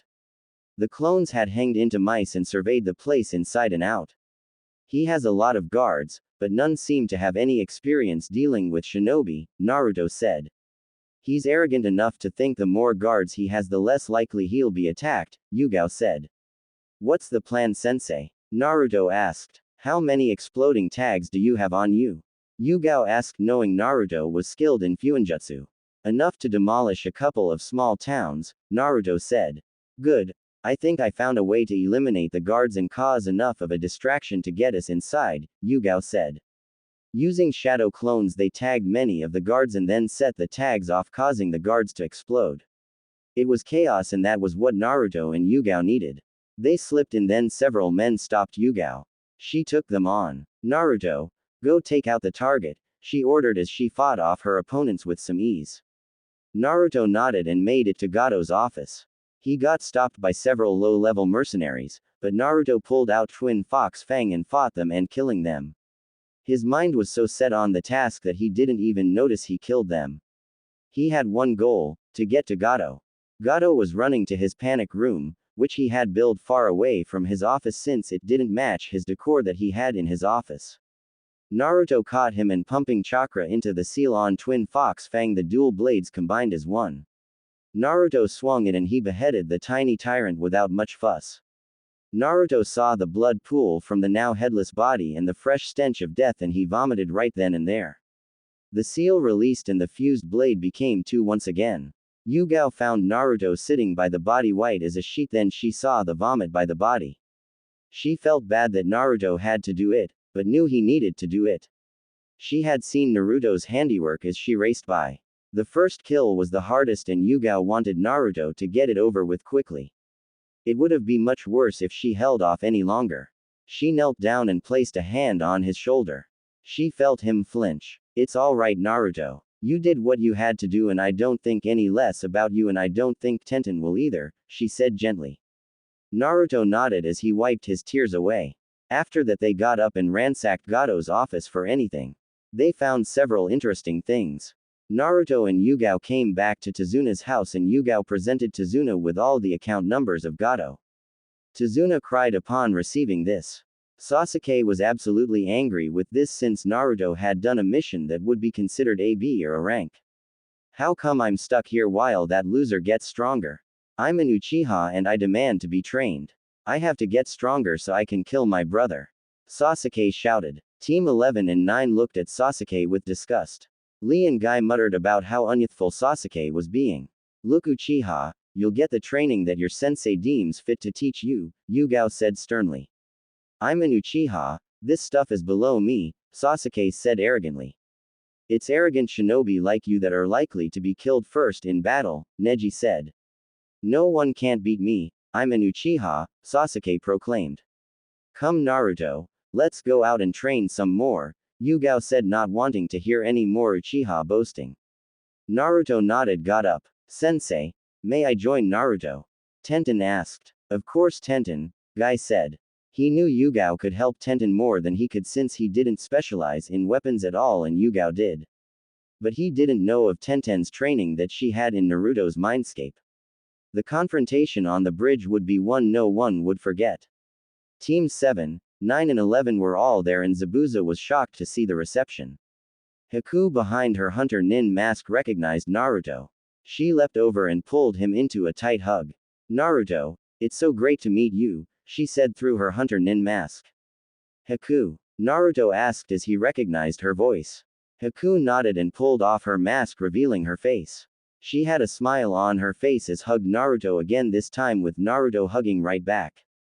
This was definitely a better greeting than the one Tenten gave him when they first met in person. He wasn't squeezed painfully, it was a nice gentle and firm hug. What's going on? Kakashi asked confused. Sorry Kakashi, but that's something only the Hokage and I are privy to, Yugao said, knowing Naruto had just met another one of his companions it seems. Tenten smiled as she saw Haku for the first time in person. She had to fight the urge to join in on the hug. Since she couldn't reveal how she knew Haku, not yet at least. Haku, what's this? Zabuza asked looking at his weapon. I'm sorry Zabuza, but I can't hurt Naruto, Haku said. Zabuza saw this and then sighed. He had wanted to make Haku into his weapon, but could never push Haku into doing what he wanted her to do. And over time he grew to care for Haku like a daughter instead of a tool.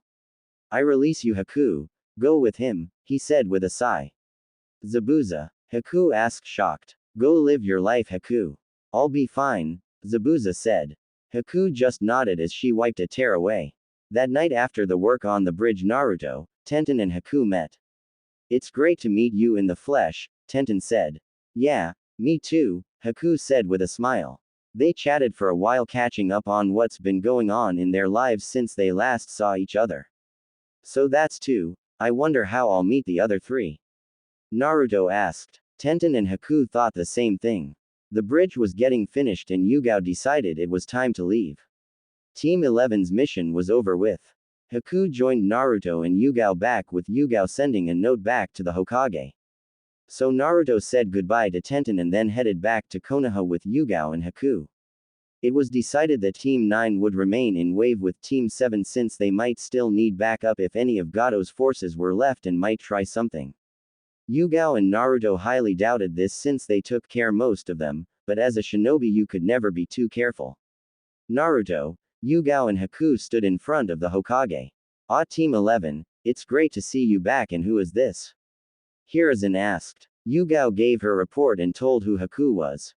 Haku was surprised that they knew about her and the other girls. She turned to Naruto and smiled at her. This put her at ease since if Naruto wasn't worried then that meant he trusted them. So she'd trust them. I see, and Haku was never an actual shinobi, right? Hiruzen asked as she stroked his beard as he smoked his pipe. No sir, Haku said. This is perfect. Yugao, would you mind if I put Haku on your team? Hiruzen asked. No sir, Yugao said shaking her head. Excellent, Hiruzen said then began the paperwork. He tossed Haku a headband and she placed it on her forehead. Congratulations, you're now a shinobi of Konoha. May the will of fire burn forever within you, he said. Thank you Lord Hokage, Haku said bowing. After that Haku was set up in an apartment next to Naruto's. Naruto sighed as he got back to his apartment. He tossed his stuff nearby and slumped to the couch exhausted. Tears began to leak from his eyes. He had killed. He couldn't get over it, he had killed and multiple times too. Did that make him a monster or something? Even after spending so much time with his girls in his mind he still had some lingering self-doubts. He could feel himself tremble all over as more tears spilled from his cheeks. He cried himself to sleep that night. The next day Naruto got up not feeling like himself. A knock on his door jarred him from his zombie state. He answered it and found it was Haku. She walked in and pulled him into a tight hug. Haku? He asked in a croak. Sophia told me last night in my dream about what you did, Haku said as she began rubbing his back. Naruto just broke down again. He thought he had cried enough last night, but it seemed that he had more tears. Haku just hugged Naruto and took them to the couch to be more comfortable. They sat there with Haku comforting him as much as she possibly could. When Naruto had settled, Haku went to cook something for Naruto and herself. She was happy that Naruto had food in his cupboards. She had to thank Yugao for this. So Haku made a nice meal for them both and Naruto spilled out how the mission went. When he was finished, Haku was holding his hand tightly. Yugao-sensei is right, Naruto, Haku said. Naruto looked up. You did what you had to do. You stopped an evil man and saved a village. The ones you killed, they were just bandits and mercenaries and they'd just commit some other evil deed if you didn't stop them when you did. I don't think of you any less, nor would Tenten or any of the other girls. You're the same Naruto we got to know, nothing has changed at all, Haku said. I'm not a monster. Naruto asked. No, you're not, Haku said gently as she gave Naruto's hand an extra squeeze. Naruto smiled, his first smile since he had killed. The rest of the day Naruto and Haku spent together relaxing and for Naruto to heal some more. Haku went shopping herself since she didn't do much yesterday. A few days later Naruto and Haku stood in front of Yugao at Team 11's regular training ground. They had been off duty since it was standard procedure to do so after such a mission. Okay, I know Naruto knows what you can do, Haku, but I need to know what skills you have, Yugao said. Haku nodded. I am very skilled in my Hyoten bloodline and I am a trained medic nin too. I use Senbon needles mostly and my accuracy with them are perfect. My taijutsu is also very good, she said. Yugao nodded. She'd have to tell the Hokage about Haku's bloodline, but that was later. Alright, we're going to spar and train for today and tomorrow we'll go on missions, she said. So Yugao sparred with Haku and got a good sense on how good Haku was. She knew she shouldn't be surprised by what Haku can do since she was trained just like Naruto had been, but it was still amazing. At times during the spar Yugao had to loosen the restrictions she placed on herself when she saw how good Haku was. She never went full out on Haku since she knew Haku wouldn't be able to handle it, but by letting go a little it helped her figure out where Haku was. After the sparring session Haku healed all the injuries sustained, then Yugao had Naruto and Haku spar a bit, though she knew Naruto and Haku knew each other well. A few days later, Team 11 got a mission, which was a simple C rank. This one was to head to Kumo to deliver a message. Yugao nodded and took the message that would be given to the Raikage. After packing they arrived at the gate to leave just as Team 7 and 9 entered. Well, hello, leaving? Kakashi asked with an eye smile. Yes, we have a mission, Yugao said. I see. Well, good luck, Kakashi said. Guy flashed a smile and toothed ping as he gave Team 11 a thumbs up. Neji just nodded to them and Lee copied his sensei. Sasuke glared at Naruto since Naruto was heading out of the village again. Going on another mission that should be mine, the Uchiha thought. Tenten chatted with Naruto and Haku. Naruto told her that Haku was living right next to him. They couldn't talk long since they had to leave. So they parted ways, promising to talk when they got back. Come on team, let's go, Yugao said. Naruto and Haku followed after her. Team 11 were making a good pace heading to Kumo. Say Yugao-sensei, how far is Kumo? Naruto asked. It's quite a ways really, it's located in the mountains. But we're making good time, Yugao said. Soon they made camp for the night. Haku was cooking dinner with the wood Naruto had found and Yugao had gathered the water. The meal was nice and simple and then soon it was time for bed. Haku had forgotten to pack her tent and decided to sleep with Naruto. You can have my tent, Haku. I'll sleep out here, Naruto offered. It's alright, Naruto. I think I can trust you with my honor, Haku giggled. Naruto went red and Yugao seeing this was amused. She then said goodnight to her team and headed off to the tree where she'd be keeping watch. Naruto was nervous as heck as he had tried a few more times to let Haku have the tent and he sleep outside. Naruto Uzumaki, get inside the tent this instant, Haku ordered. Yes ma'am, Naruto said obediently. Yugao watched this exchange and smiled as she shook her head in amusement. Oh poor Naruto. He had 3 other girls that were still to come. She wondered how the blonde would handle it all. It would be great fun to watch. She knew that. Team 11 arrived in Kumo and were checked in at the gate. Naruto and Haku stood in awe at the mountains and how it seemed to envelop them from almost all sides. Come along, I don't want you two to get lost here, Yugao said as she saw her two students slowing down as they were taking in the sights. Naruto and Haku rushed to catch up to their sensei. They got to the Raikage Tower and was let in. Naruto and Haku's eyes widened when they saw who was in the office. Haku, is that who I think it is? Naruto whispered to Haku. Yes, it is, Haku whispered back. Before the two members of Team 11 was Samui and her team. Ah yes, the Konoha Nin, what do I owe the pleasure? The Raikage asked. We're here to deliver an invitation to the Chunin exams that will be held in Konoha this year, Yugao said as Yugao handed over the scroll. I see, the Raikage said as he took the scroll. Samui turned to see the newcomers and her eyes widened a fraction, but then returned to normal. She then did some hand signs that Naruto and Haku would understand. While in Naruto's mind he and his 5 girls had created their own sign language. So they could talk to one another if needed to without anyone knowing what they were saying. Naruto and Haku caught Samui's message and nodded just slightly to let her know they understood. Samui was relieved seeing that. It will be about a day before I can give you a response. Will that be alright? The Raikage asked. Yugao nodded. Yugao gave Naruto and Haku time off to look around though warned them not to get into any kind of trouble. The two headed off to where Samui told them to go.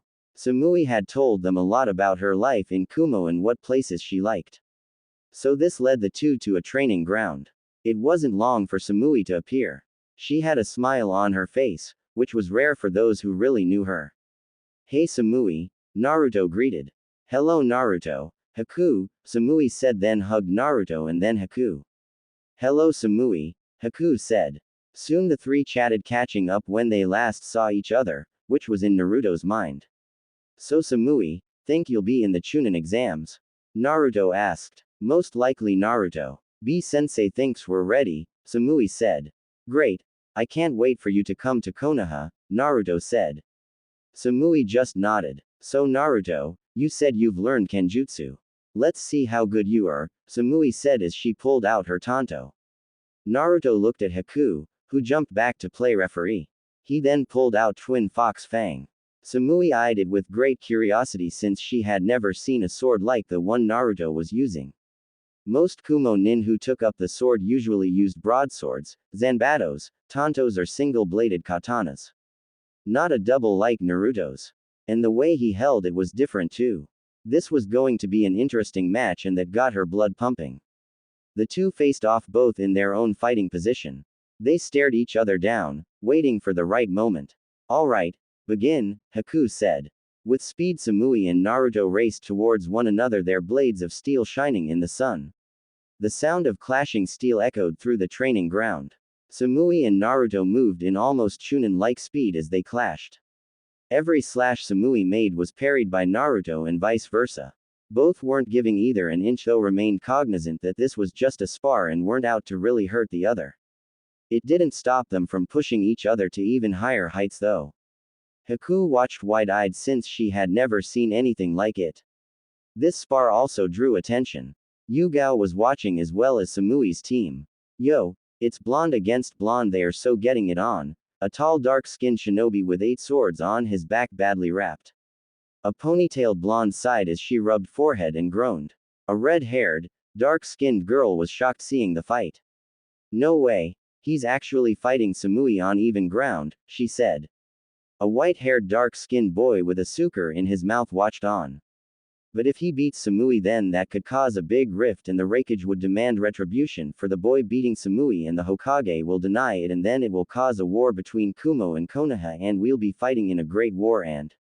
Shut up Omoi, the red-haired girl shouted as she slammed her fist into Omoi's face.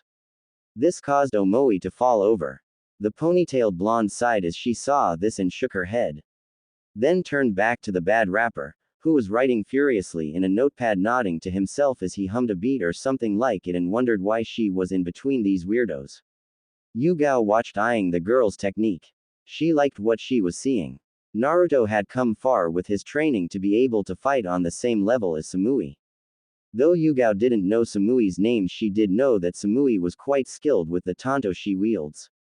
She also didn't know that Samui was one of Naruto's girls and she had the same kind of training in Naruto's mind. Back on the field, Naruto and Samui finally pulled back. They were both breathing heavily. You are quite good, Samui said. And you've gotten better, Naruto said. They both smiled at each other as they moved in and clashed blades again. This went on with the sounds of clanging steel echoing. Tenten would have been in heaven hearing this. Finally they jumped back to give each other some distance. We're evenly matched it seems, Samui said. It appears that way. Shall we end it? Naruto asked. Yes, that sounds good, Samui said. They sheathed their swords and then moved in for a taijutsu match. What in the world is Samui doing? She was doing great with her tanto, the redhead asked. Not sure, the ponytailed girl said with a shrug. Back to the match, Samui threw a punch with Naruto slapping it away and then tried to kick Samui. Samui jumped away, but Naruto followed her and kept up his assault. Samui felt overwhelmed, but she kept her composure and blocked all attacks as she waited for an opening. She found one and slammed an elbow into Naruto's chest. Naruto threw an uppercut into Samui's gut at the same time. They jumped away from each other panting hard. Call it a draw, Naruto suggested. It won't be cool, but yes. A draw, Samui said. She knew she was getting tired and wouldn't be able to last too much longer and knew Naruto still had fuel to burn. Haku called the match and that's when Samui and Naruto noticed the audience they had. Naruto looked embarrassed as he rubbed the back of his head. Hey, he said. Very eloquent Naruto, Haku said with a roll of her eyes as she was checking over Samui and Naruto for injuries. Yugao walked over to Naruto. That was well done Naruto, she said. Thank you sensei, Naruto said bowing. Yo-yo. That was Titan with so much dynamite, the Kumo nin with the 8 swords wrapped. Naruto asked. Samui sighed as she massaged her temples. Naruto, Haku this is my sensei B, she said. You call me Killer Bee because I float like a butterfly and sting like a killer bee. Yeah, Kurabi rapped. These are my 2 teammates Karui and Omoi, Samui said ignoring her sensei. How the hell did you fight Samui on such even ground? Karui demanded. I trained hard, Naruto said. Yes, but how do you know Samui? That's the question. The ponytailed blonde-haired girl asked. Who are you? Naruto asked. This is Yugito ni, Samui introduced. Oh, so hi everyone. My name is Naruto Uzumaki, Naruto said with a grin and a wave. I am Haku, Haku said bowing. And I am their Junin sensei Yugao, Yugao said. After that the small crowd had dispersed, but Karui still wanted to know how Naruto was able to fight against Samui and hold his own. She wanted to know because Samui seemed to have grown or something over the months and she was now the best on the team. Not saying she wasn't, but she was a hell of a lot better than before. She knew more and was wiser too. Yugito wanted to know this as well as how Naruto knew Samui since as far as she knew Samui had never run into Konoha Shinobi at all before. She would have heard about it from Karui and Omoi about it and they looked just as surprised about Naruto. So how did Naruto and Samui know each other? Come on Naruto, there's places I want to show you and Haku, Samui said. She pulled Naruto and Haku away.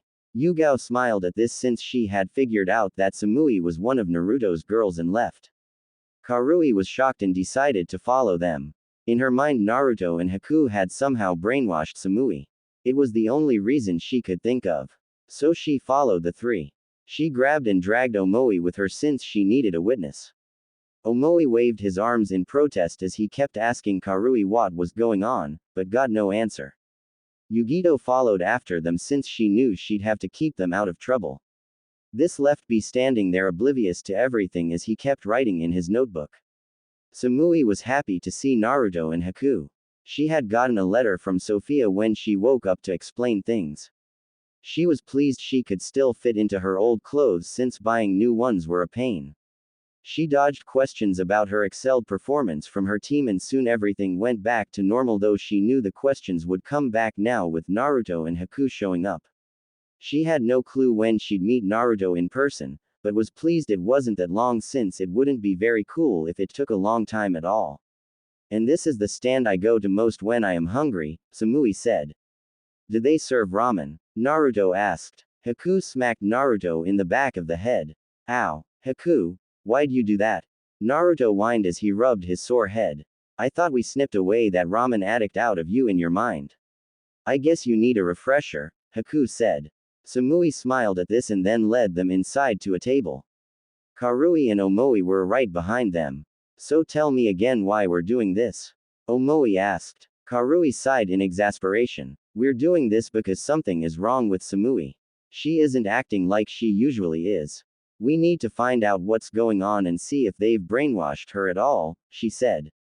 Now that's just dumb, Omoi said. Karui looked at Omoi. What did you just say?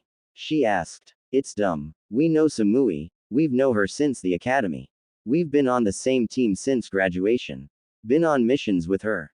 If there had been changes in Samui then we'd have noticed it a long time ago that she had brainwashed in some way, Omoi said. Karui was shocked that Omoi was making sense and not going on with his, what if, ramblings. Yugito, who was shadowing the two, heard Omoi and had to agree, but that still didn't mean that she won't find out how Samui knows this Naruto and Haku. So the three moved into the stand and found seats close by to the trio so they could listen in. So what have you all been up to since we saw each other last? Samui asked. Well, I'm off my team. As you can see, I now have a new sensei, Yugao Azuki, Naruto said. Samui nodded. Well, I met Tenten. She works in a weapons shop that I went to with my sensei.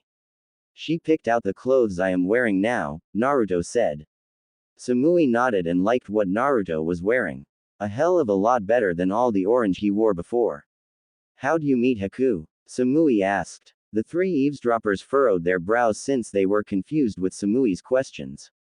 They had met before, but how? Karui and Omoi would have definitely remember meeting Naruto and Haku. Yugito was now quite suspicious with this all. And now this girl named Tenten, just what was going on here? Well, my sensei and I along with Tenten's team were called on to help another team, my old team, Naruto said. Samui nodded, remembering what Naruto had told her about his team. So anyway, my mission with my sensei was to eliminate the threat. Killed, Naruto said. Samui's eyes showed much concern for Naruto and she took Naruto's hand while Haku took a hold of his other. Naruto looked at both girls and smiled at them with a tearful smile, thanking them both without words. He then told her all about meeting Haku, with Haku telling it from her point of view. I see. This is very interesting and makes me wonder who will be next, Samui said. The three eavesdroppers were now really confused as to what was going on and what Samui was talking about. None of this was making any sense to them at all. You two know we're being spied on, right? Naruto asked in a quiet whisper. Haku and Samui nodded. So what should we do? Naruto asked. Let them listen. I don't care, Samui said. Haku and Naruto nodded. Karui, Omoi and Yugito followed Naruto, Samui and Haku out of the food stand and headed to get some ice cream. How much longer do we have to follow them? Omoi asked. Till we find out what's going on, Karui said stubbornly. Wouldn't be easier to just ask them? Omoi asked. This made Karui freeze along with Yugito. Yugito sighed and slapped a hand over her face and groaned at how stupid she was being. Karui on the other hand went to a more violent route. She grabbed Omoi by his collar and began shaking him with much aggression. Why the hell didn't you suggest that before, you idiot? She shouted. Omoi was getting jostled too much to even give a reply. Karui let go of Omoi before he blacks out. Again, Samui said as she was holding her ice cream. Karui stopped seeing that stern look Samui was giving her. She dropped Omoi, who went to the ground. His eyes just swirls. Haku walked over after handing her ice cream over to Naruto to hold and began checking Omoi over. What are you doing? Yugito asked, ready to attack Haku. I'm a trained medic nin and just want to make sure there isn't any permanent damage, Haku said calmly as she kept checking over Omoi. So will he be alright? Samui asked. Yeah, he will be. It seems he's amazingly resilient when it comes to this kind of abuse, Haku said with a bit of awe in her voice. Of course. Karui has been using Omoi as a punch bag of sorts since they were little kids, Yugito said. Naruto handed Haku back her ice cream. Why were you three following me? Samui asked coolly. We want to know what the hell is going on, Karui said. Yugito sighed and wondered why Karui had to just dive right in. I see, and why is this any of your business? Samui asked as she narrowed her eyes. We're just worried, Samui, Yugito said, jumping before Karui could reply. I appreciate your concern, but Naruto and Haku haven't done anything to me and will ever, Samui said. And how do you know that? Karui asked. By the will of God herself, Samui said. This made Karui and Yugito blinked. What the hell did that mean? The next day came and Naruto and Haku said goodbye to Samui at the gate with promises to see each other when Samui gets to Konoha for the exams. After that, Team 11 headed back to their village. Once back, Yugao gave the report and the addition of Naruto finding another of his girls when in Kumo. Hiruzen just sighed and shook his head. The way things are going with Naruto. All of his girls will be here in the Chunin exams, the old leader thought. Hiruzen didn't know how true his prediction was, but shelved it since he had a bigger issue to deal with. In front of him was all this paperwork. Thanks for listening. In the next part. In the meantime, please leave a review. I would love to hear your feedback. Especially if it helps me improve the overall story.